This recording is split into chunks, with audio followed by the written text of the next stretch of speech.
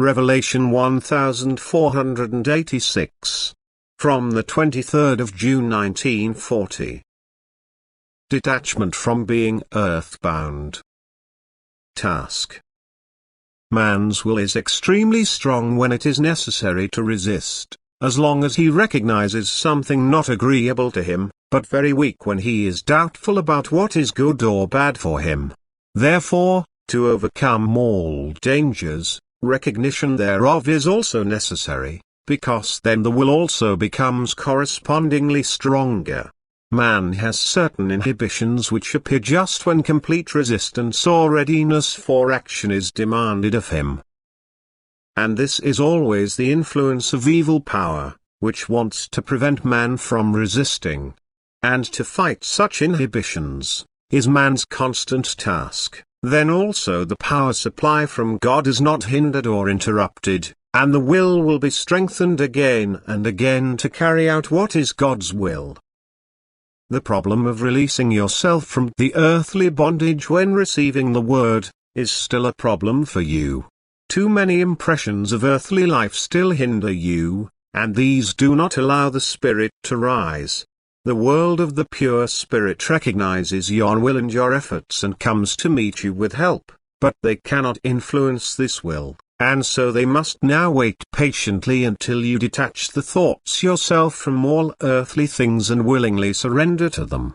The will upwards is certainly strong, but it does not yet separate itself completely from the earthly and is therefore an obstacle for effortless reception. The Lord has set you a great task, for the accomplishment of which an exceedingly strong will is necessary. And therefore a constant fight must be waged against everything that could weaken your will. Only that should be important to you which is useful for this task. Your spirit should continue to strive upwards and seek to unite with God's Spirit, because this alone proves your love for Him, who has given you this task.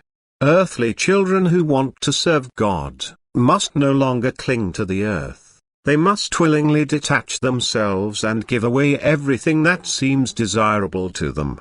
They must not divide themselves into service to God and service to man, if the latter corresponds to their self-love. But they should give away everything in order to gain the fullest love of God. Give everything. To possess far more glorious than what the world can ever offer.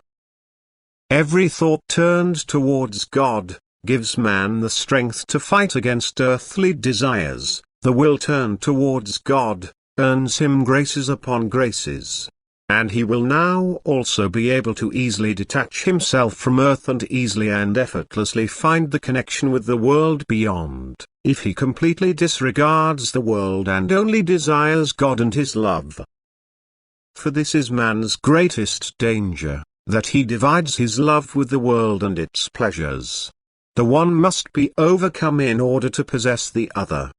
Because with the love of the world, man follows the temptations of Satan, who uses all means to make him turn away from God again.